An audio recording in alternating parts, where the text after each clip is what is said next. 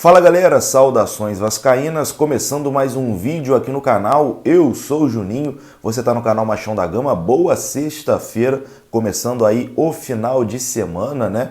Muita gente já se preparando para sextar, para sair, tomar uma cervejinha com os amigos, levar a patroa para jantar, enfim, muita gente aí já na expectativa do final de semana. E estamos aqui para atualizar todas as informações sobre o nosso Vasco da Gama no dia de hoje. Vamos falar aqui sobre diretor de futebol, né? O Vasco segue aí na busca, aliás, segue com sondagens, né? Porque proposta ou conversa de fato não teve com ninguém ainda, e você vai ver aqui nesse vídeo que dos nomes especulados, né? Dos nomes sondados, pelo menos 3 já garantiram que o Vasco ainda não procurou oficialmente. Então, mostra que realmente o Vasco está paradão, meu amigo. Está paradão. É inacreditável essa inércia da diretoria vascaína. Enfim, vamos falar aqui também sobre um processo que Alexandre Campelo perdeu na justiça e vai ter que pagar uma multa.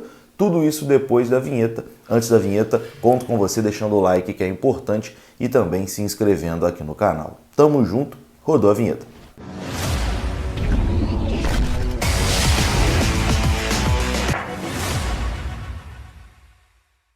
Bom, meus amigos, então bora lá, começando mais um vídeo, primeira edição dessa sexta-feira. Geralmente eu posto 2 vídeos por dia, né? Um na parte da manhã e esse agora na parte da tarde. Mas assim, vou ser bem sincero com vocês, de manhã não tinha absolutamente nada para falar sobre o Vasco da Gama. Não tinha nenhuma atualização relevante, não tinha nada. E como eu não quero aqui ficar também enganando vocês, ficar enchendo linguiça só, eu resolvi de manhã não gravar. Falei, vou curtir aqui minha manhã mais tranquilinho, não vou gravar porque não tem nada de interessante e vai ser só encheção de linguiça. O Vasco, meu amigo, tá parado. É uma inércia que chega assim a ser desesperadora, já passou de ser preocupante. A inércia, a forma displicente como essa diretoria do Vasco vem tratando o departamento de futebol do clube é uma coisa assustadora. Eu nunca vi nada parecido na minha vida. O Vasco já teve péssimas gestões. A gestão do Dinamite foi horrível, a gestão do Eurico também foi horrível, o Campelo também fez uma gestão ruim, mas sinceramente essa gestão do Jorge Salgado está conseguindo ser pior do que todas essas últimas aí juntas. Esportivamente, com certeza foi a pior da história, né? No futebol, com certeza a pior da história.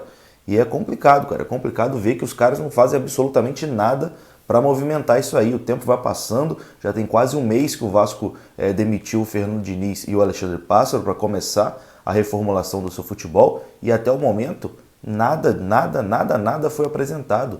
Nada foi apresentado. Os caras ficam lá batendo cabeça entre eles. Um fala uma coisa, outro fala outra coisa. Aí vem com o negócio de SA e o futebol jogado às traças, meu amigo. O futebol jogado às traças. O Vasco é um clube de futebol que não tem um VP de futebol, que não tem um treinador de futebol, que não tem um diretor de futebol, que não tem um coordenador de futebol. É um time de futebol que não tem futebol. Esse é o Vasco. A gente pode falar também que não tem nem jogador de futebol, né? Porque desse elenco aí, 2 ou 3 só se salvam. Então, uma coisa, meu amigo, desesperadora. Quando que essa diretoria vai acordar? Enfim, tá num sono profundo eles, né? Um sono profundo, é inacreditável. Pois bem, o Vasco tem que buscar um diretor executivo de futebol. Alguns nomes foram sondados, né?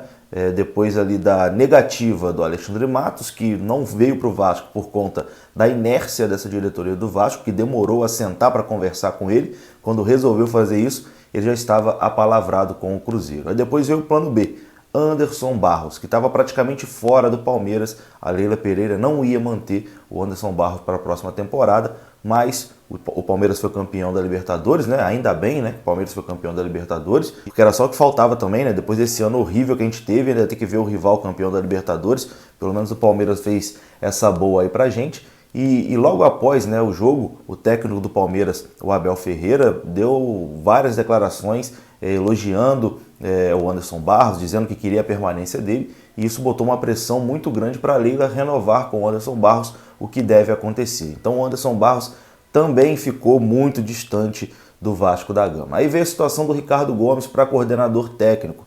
O presidente Jorge Salgado chegou a dizer que já estava acertado com o Ricardo Gomes, que ele seria em breve anunciado. mas depois as negociações não aconteceram, não se concretizaram e as partes resolveram encerrar qualquer tipo de possibilidade. E bom, depois disso outros nomes começaram a aparecer, né? Principalmente Paulo Pelaip e Newton Drummond. O Paulo Pelaip, que já trabalhou no Vasco, né? E o Newton Drummond, que recentemente estava no Coritiba. Primeiro vamos falar sobre Paulo Pelaip. O portal vascaíno.net, através do jornalista Fábio Torres, procurou o diretor executivo novamente para saber se havia alguma atualização sobre uma possível negociação com o Vasco da Gama. O Pelaip confirmou que houve sondagens, mas nada oficial. Não recebeu nenhuma ligação até agora de alguém do Vasco da Gama. Ele disse o seguinte, abre aspas, até o momento só sondagens, nada oficial, ninguém do clube me ligou. Foi o que disse o Paulo Pelaip, diretor executivo. O outro, Newton Drummond. O Newton também garantiu que não foi procurado por ninguém do Vasco da Gama e ainda deixou as portas abertas. Ele disse o seguinte, eu estou no mercado. Se pintar uma consulta, vamos conversar. Mas até o momento, nada. Então esses dois nomes, apesar de sondagens, ainda não foram procurados oficialmente pelo Vasco da Gama. Outro nome que foi falado também no dia de hoje, Fernando Praz. Não para diretor executivo, óbvio, mas para coordenador técnico, né? Alguém para fazer o elo ali entre a diretoria e o treinador e o vestiário. Função que o Vasco estava tentando trazer o Ricardo Gomes e acabou não acontecendo. A informação é que o ex-goleiro já foi procurado e a negociação com ele já está em andamento. E caso aceite o convite, a ideia é que o Praz trabalhe ali ao lado, né, do diretor executivo, fazendo esse elo ali com o vestiário. Em contato com o Globoesporte.com, o Praz não confirmou o convite do Vasco, mas disse estar conversando com dois clubes. E aí ele não quis citar o nome, né, desses clubes, mas bem possivelmente que um desses clubes seja o Vasco da Gama. Então, Fernando Praz, nesse momento, o favorito para ser o diretor técnico, né, coordenador técnico do Vasco da Gama. E olha, vamos recapitular aqui, né? O Vasco já teve ali especulado para esse cargo de diretor técnico. Primeiro o Pedrinho, ainda lá atrás, lembra? Alexandre Matos e Pedrinho. Aí depois veio para Ricardo Gomes, também não deu certo. E agora Fernando Praz. Vamos ver se dessa vez vai dar certo, né? Tá difícil, como é lenta essa diretoria do Vasco, hein? Meu Deus do céu, é complicado. Bom, mudando o assunto aqui agora, quem apareceu nessa semana foi Alexandre Campelo, o ex-presidente do Vasco da Gama, e apareceu em duas situações. Primeiro, mandando ali uma resposta, né, ao ex-executivo de futebol do Vasco, Alexandre Pássaro, deu ali uma provocada, né, no Alexandre Pássaro, e também apareceu por ter sido condenado na justiça a pagar uma indenização ao ex-coordenador científico do Vasco, Alex Evangelista. Primeiro eu vou falar aqui sobre a treta dele, né, com o Alexandre Pássaro. O Alexandre Pássaro recentemente vazou, né, vazou na imprensa, mas com certeza ele mandou para alguém da imprensa e alguém publicou o relatório que ele fez sobre a passagem dele no Vasco da Gama. E nesse relatório ele coloca ali como se ele fosse o salvador da pátria, né, como se ele tivesse profissionalizado tudo, que o Vasco era tudo um amadorismo e ele colocou as coisas do departamento de futebol para funcionar tudo perfeitamente.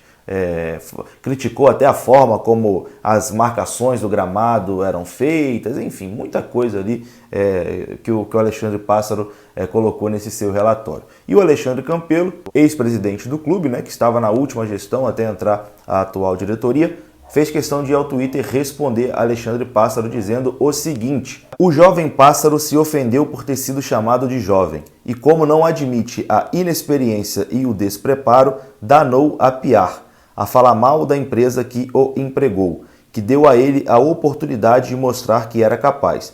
Afinal, no Morumbi não passa mais pela porta.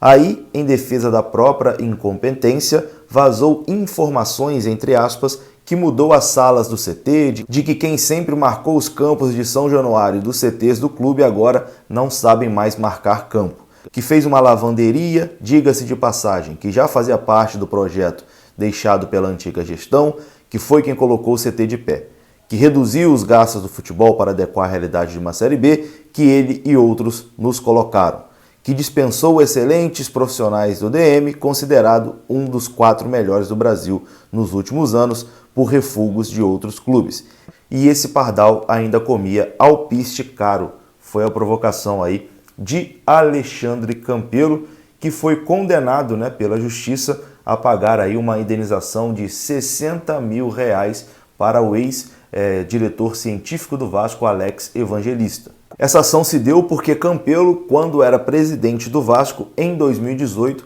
acusou Alex Evangelista em uma entrevista de ter se apropriado indevidamente de 500 mil reais em aparelhos, além de outros equipamentos do clube. Na justiça, o Alex Evangelista conseguiu provar que não era isso, né? Que o Campelo não estava falando a verdade, e agora ele foi condenado a pagar 60 mil reais ao Alex Evangelista, mas ainda pode recorrer dessa ação.